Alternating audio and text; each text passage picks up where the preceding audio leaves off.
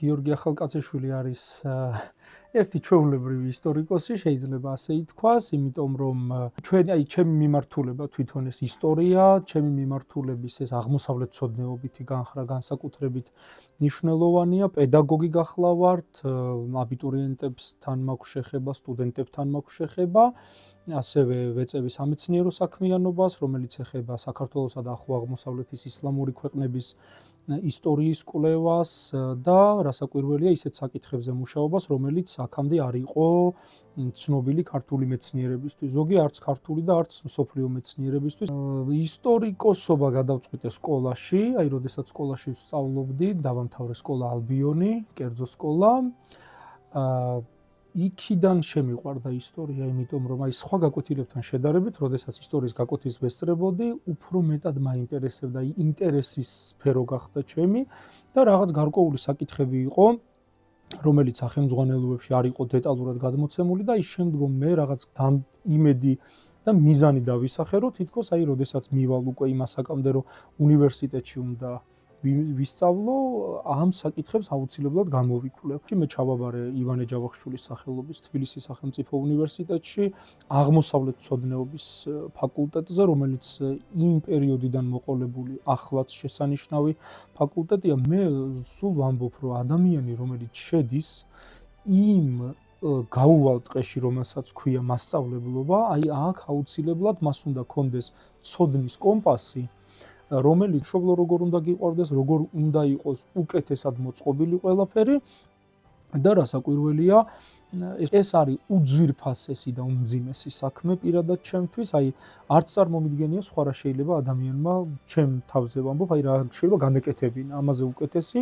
ისტორია პირველ რიგში არის ლოგიკურად მსჯელობა, როდესაც რაღაცას გაიგებ, პირველ რიგში შეკითხვა უნდა დასვა, რომ ეს რამდენად არის მართალი და ამ შეკითხვაზე მე უნდა დაიწყო პასუხების ძებნა. ჩვენ ერთი პრობლემა გვაქვს იქ საქართველოში, სანდო ლიტერატურის ამოცნობა და სწორი ლიტერატურის მოძიება და წაკითხვა. სწორი ლიტერატურას რო გაეცნოს საზოგადოება, ამდენი შეცდომა აღარ იქნება დაშვებული, იმიტომ რომ ისტორია რა არის პირველ რიგში? ისტორია არის მომხდარი ფაქტების ერთობლიობა, რომელსაც ჭკვიანი ადამიანი ითვალისწინებს. ისტორია გასწავლის დიპლომატიას, ისტორია გასწავლის ელემენტარული ცხოვრების სტილით შეიძლება გასწავლოს და ყველა ბევრ პროფესიაში გამოგადგა. 21 საუკუნეში ყველა ადამიანი არის თავისი ეპოქის მემატიანი. ახლა რაც ხდება, ეს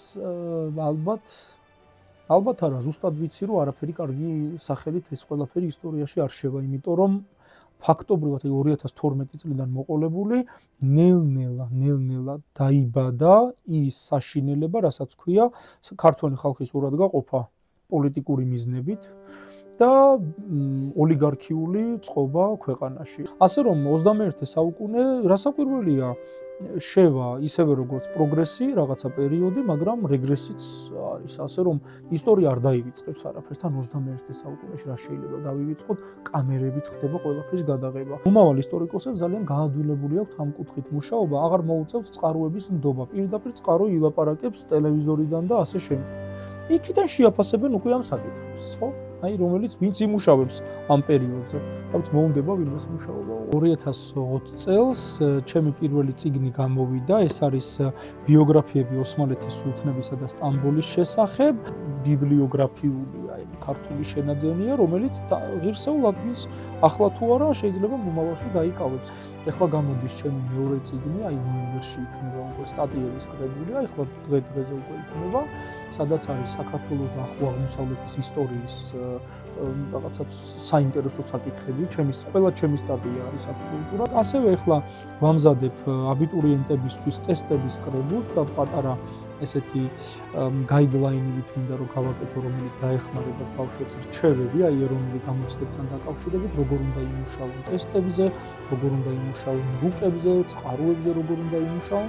კომერციულად არ ვაკეთებ ამ ყველაფერს, რომ შემოსავალი მქონდეს, უბრალოდ მართლა მინდა რომ შემოსავლებს კარგი ტესტებით და წყაროებით და ასე მასალებით მომეცადება. პირველი წიგნი რომ დავწერე, ვიტყოდი რომ მეორის დიდი ხანი აღარ გავაკეთებდი, მაგრამ როგორც კი პირველი წიგნი დამთავრდა, ერთი კვირა დავისვამდი და დავჯექი კომპიუტერთან გავაკეთე.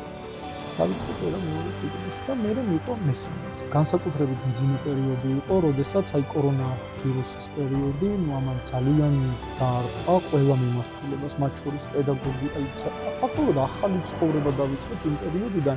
ყველანი ვიყავით აი გაურკვეველი, რა შეიძლება გაგვეკეთებინა. როცა დამიკავშირდნენ და მთხოვეს, რომ 3 პედაგოგი გჭირდება და თქვენ 18 ლექციის ჩაწერა მოგიწევთ, და ძალიან დიდი გამოწვევა იყო ჩემთვის. მაშინ პირველად დავჯექი კომპიუტერთან და პირველად ჩავწერეთ ვიდეო გაკვეთილები, რომლებიც აბიტურიენტებმა უნდა ნახონ. და მე ეს იმდენად მომეწონა, რომ 18 ლექცია არ მეყობა. მე დავიწყე Facebook პლატფორმებზე ლაივების გაკეთება. იქ იყო რამდენიმე ორგანიზაცია სტუდენტური, რომელმაც შემონთავაზა, რომ იცი რა, მოდი ახლა რაღაცა ავიღოთ ისეთი თემები, რომელიც აკლიათ აბიტურიენტებს ამ მასალის პერიოდში, ცოტა გავუშალოთ ეს თემები. ეგეც გაგვიკეთებია. აი ახლაც გაკვეთის რომ ჩავატაროთ აბიტურიენტებთან ეს გაკვეთილი შემდგომ ვიდეო ლექციის სახით იპირთება ხოლმე Facebook ჯგუფში. ჩემთვის არის ყველაზე დიდი ჯილდო, როდესაც ჩემი მოსწავლე წარმატებას მიაღწევს და ეს წარმატება შემდგომ აი მუდმივად მე მესმის, რომ აი ქუჩაში რო შეგხვდება და რომ აი მეორე ქუჩიდან რო გამორგის ყვირილით, რომ გიორგი მას და აი ეს არის ალბათ ყველაზე დიდი ბედნიერება, რაც შეიძლება რომ მასწავლებლებს ჰქონდეს. მაქსიმალურად მაქვს ეს თავდადებულად, რომ აი მინდა რომ როგორც მე მესმის, ისე მინდა რომ შეიძლება ძალიან ბევრს ვითხოვ ხოლმე, მაგრამ აი როგორც მე მესმის, ზუსტად ასე მინდა რომ ჩემო მოსწავლემ გაიგოს.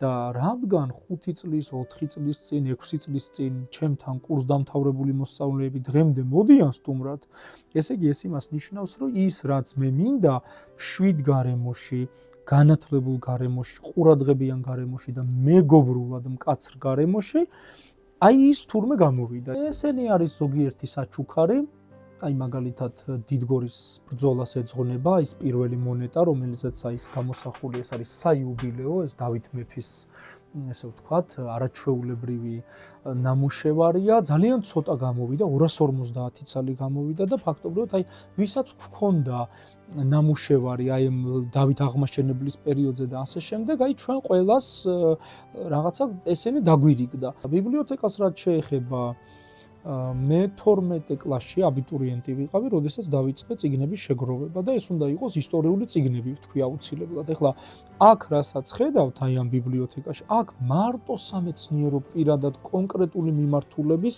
წიგნებია. პირველ რიგში რჩევა არის, რომ ენდეთ და აი ყველა უნდა ენდოს საკუთარ თავს, რა გინდა რომ აკეთო, ამას ვერავინ ვერ დაგაძალებს. და ყველას მინდა ვურჩიო, რომ სწორი გზით უნდა იაროს. სწორი გზა რას ნიშნავს? აი სწორი შეხედულებების, სწორი ღირებულებების, სწორი განათლება უნდა მიიღო.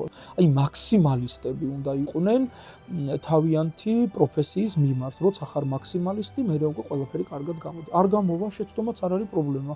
ყველაზე ჭკვიანი შეცდომაზე სწავლობ. შეგეშალა, არა უშავს, გადადგინა ბიჯი.